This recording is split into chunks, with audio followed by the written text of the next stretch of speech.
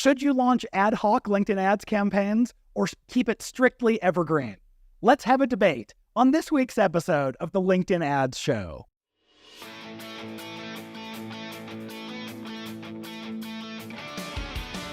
Welcome to the LinkedIn Ads Show. Here's your host, AJ Wilcox. Hey there, LinkedIn Ads fanatics. As he said, I'm AJ Wilcox, and I'm the host of the weekly podcast, the LinkedIn Ads Show. And I'm thrilled to welcome you to the show for advanced B2B marketers to evolve through mastering LinkedIn ads and achieving true pro status, maybe even ninja status.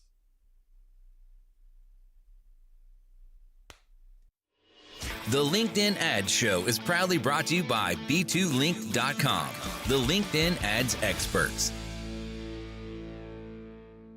B2Link is the ad agency 100% dedicated to LinkedIn ads, and we have been ever since 2014.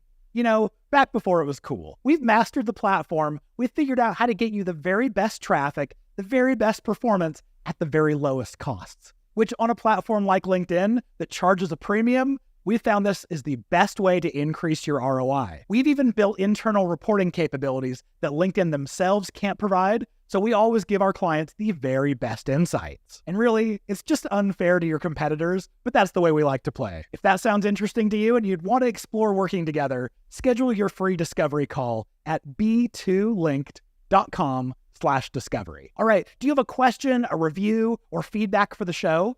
Message me privately on LinkedIn. It's totally free, even if we're not already connected. Or you can email us at podcast@b2linked.com. And you can either attach a recording or link to a voice recording from you. And I'd love to play them right here on the show and shout you out. I'm happy to keep you anonymous as well if you'd rather. So record yourself asking a question, commenting on something from a past episode, or maybe even correcting me, telling me I'm full of hot air. Either way, I'll aim to include you right here on the show. I want to highlight a recent review. This one says, must listen. This one comes from a listener in Australia. The name is Don't Download 88. Don't Download, thanks so much for leaving a review for us. The review says, if you're responsible for anything LinkedIn, ... All right, I love this. You kept it short and sweet, saying that the show is a must listen if you're responsible for anything LinkedIn. And I have to say, I'm extremely flattered that it's for anything related to LinkedIn, because we talk about ads, but I also love the organic side of LinkedIn. I do try to pepper that in. So if that's what you're referring to, that's fantastic. But if not, I do hope I give everyone a lot of value, even if you're not actively advertising. All right, today we're talking about evergreen campaigns versus ad hoc campaigns. So I think we have to define these. What is an ad hoc campaign? Ad hoc is really another way to say it's a one-time campaign or a campaign that you launch to fill a temporary need or to fill a quick gap. For example, we have one client currently that we run ad hoc campaigns for because when they attend events, we want to get people to their booth and get a whole lot of attention as if we were sponsoring the show. We act like an event sponsor and we're reaching the right kind of audience when they're at the city of the event. And this is ad hoc because after the event is over 3 days later, we turn those campaigns off. They've served their purpose. Other examples of ad hoc campaigns might be filling slots for an upcoming webinar that's of course time sensitive. Or maybe there's another one-time event. Maybe you're using ads to make a big product announcement. Whatever it is, that would be an example of an ad hoc campaign. All right, so then what are evergreen campaigns? Sometimes we refer to these as always-on campaigns, or evergreen, like the tree that even in the winter, it still stays green. Evergreen campaigns are ones that when we launch, we expect them to run for many months, if not years or indefinitely. This same client I was telling you about that we run ad hoc campaigns for their events that they attend, we also run evergreen campaigns for them. And it's all about reaching their most valuable audiences regularly. You get to introduce the brand to those who haven't heard of it before, and then remind and reinforce the value of the brand to those who have heard of the brand and may still be in the consideration phase. There are definitely great reasons to run both. Ad hoc can be for upcoming events or other time-bound opportunities. Evergreen are for building demand over time. Generally, I prefer evergreen campaigns because it takes time to take these cold audiences and warm them up to where they may consider doing business with you. And because LinkedIn has such great retargeting, we can do this in a very systematic and organized way. Time is on your side. It gives you lots of attempts at your audience and the ability to optimize over time and make little tweaks. It's also the ability to stay top of mind so that when they are finally ready for your product or service, you're there. You've been top of mind. Running ad hoc campaigns is quite a bit tougher that way because you're relying on your prospect being ready when you are.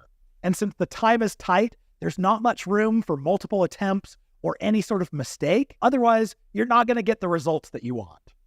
But there are times when you have a deadline and an ad hoc campaign is the only option. I'll tell you my least favorite thing about ad hoc campaigns, and that's because they run only for a limited amount of time. Once they're done, the campaigns just sit in the account, taking up space and making a disorganized mess. I'm a big fan of really clean account organization. Call me a nerd.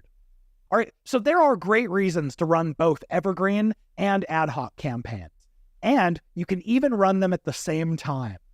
There are some things that you'll want to keep in mind, though, as you're doing that. It gets complex because what if you need to run an ad hoc campaign to the same audiences that you're already reaching with your Evergreen campaign? Because if they're not the same audiences, no big deal to run ad hoc campaigns and your Evergreen at the same time because there's going to be minimal crossover. But when there is a lot of overlap, that's when the complexity sets in. You need to ask yourself a few questions to start. Which should take precedence, the ad hoc or your Evergreen?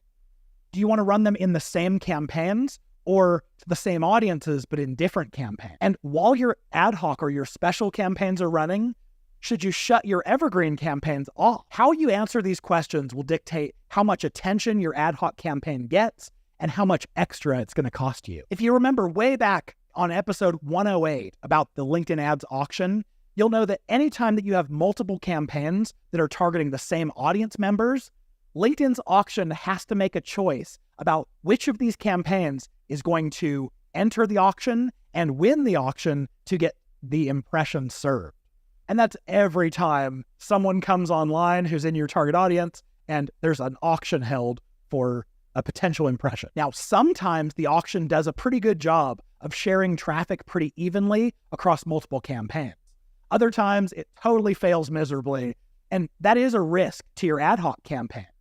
Because if you go through this process of creating specific ads and specific campaigns for a limited time event, and then you only end up spending a fraction of your budget, you just wasted a lot of time and opportunity cost. LinkedIn tends to favor creative that it already knows. So when you have evergreen ads running to an audience, and then you introduce new ads, either in the same campaign or a new campaign, you might find that LinkedIn makes a pretty sad attempt at handing a handful of impressions to the new ads, and then continues favoring the old, tried and true ads that it already knows with the majority of the impression. This totally makes sense to me because ads that have already been through the full learning phase on LinkedIn, they are a known quantity, a known entity. And LinkedIn knows what to expect from them, good or bad. And new ads may not perform as well as the previous ads. This is a risk to LinkedIn because if they keep running what they know, they can expect a certain amount of profit. So it is a risk to show a new ad when some tried and true ads are performing and are available. This is especially hard when you have exceptionally high-performing ads, and introducing new ones feels a lot like trying to dethrone a king. It seems everything is working against you. Now, the idea for this topic actually came from a longtime friend of mine and a friend of LinkedIn ads. His name's Thomas Banki. He's the LinkedIn expert in Hungary. And so I'm thankful to Thomas because he's been active in the LinkedIn community for lots of years, and he's constantly sharing helpful info for marketers. And you can know that when LinkedIn finally supports the Hungarian language in the ads platform, I'm certain that Thomas is going to be the reason for it. All right, so this started out because Thomas tagged me in a question about this and shared his own perspective. He got asked, do you pause your always-on campaigns when you're running a special ad hoc campaign, especially if the audience is the same? I liked Thomas's answer. He says, I keep running the always-on campaign because if you stop it and then restart, the auction algorithm has to relearn, and it costs more money. I would never recommend my clients to stop. Maybe shrink the budget, but never stop. And I have to say, Thomas, you make a really good point here.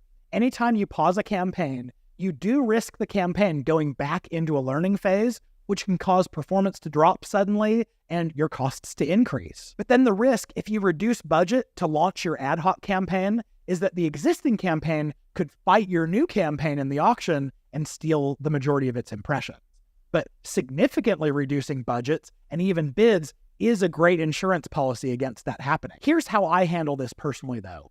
I would actually pause the always-on creative while the specialty ads are running. This just gives them the very best chance of getting the most attention while they're a high priority. If the tried and true and expected ads are off, then LinkedIn has no choice but to say, okay, we're going to consider these new ads. If possible, I'd actually run them in the same campaign. So the same campaign stays active and we're just temporarily switching out creative. That way, the campaign retains its relevancy score in the auction, so it shouldn't cause elevated costs or even interruptions in delivery. But if for whatever reason your ad hoc ads do need to be in their own campaign, then I would either set higher bids in the ad hoc campaign to try to give it preferential treatment from LinkedIn, and at the same time, I would reduce the bids and budgets like Thomas recommended on the always-on campaign. Or I would just pause the Evergreen campaigns just for the time of the ad hoc campaign's run and expect a bit of unpredictability in the Evergreen campaign when it gets turned back on after the ad hoc campaign has run its course. Most of the time, I find ad hoc campaigns are very important to get attention on. And so it's important to get as many impressions, as many clicks, and as much of your budget that you can share towards them as possible. Therefore, if you can give them all of that attention and not have to share many of those impressions with other Evergreen campaigns, all the better. Oftentimes, the risk of not getting the timely message out there is really high. And so often we'll start out ad hoc campaigns by bidding higher than we normally would, just to ensure that we get the delivery. All right, before you hit skip to go to your next episode, I've got some important information for you. If you're not already a member of the LinkedIn Ads Fanatics community, you've got to go check it out. It's at fanatics.b2linked.com. This is where, for a very low monthly membership charge, you get access to all 4 of our courses that take you from beginner to expert. Plus, you get access to all of these top minds in LinkedIn ads who are all sharing what's working for them and how they're getting better performance on the platform. These are exactly the people that you want to be interfacing with when you're learning about LinkedIn ads.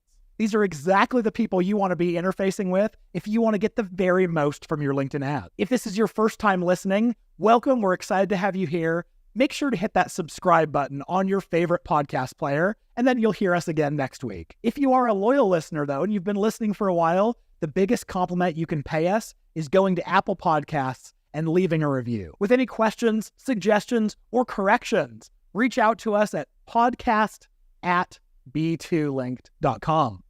You can also see down in the show notes below links to some of the resources we've talked about. You'll see a link to the episode that's a deep dive on the LinkedIn ads auction. You can even see Thomas Banke's profile on LinkedIn if you want to go connect with him and follow him there. With all that being said, we'll see you back here next week. I'm cheering you on in your LinkedIn ads initiative.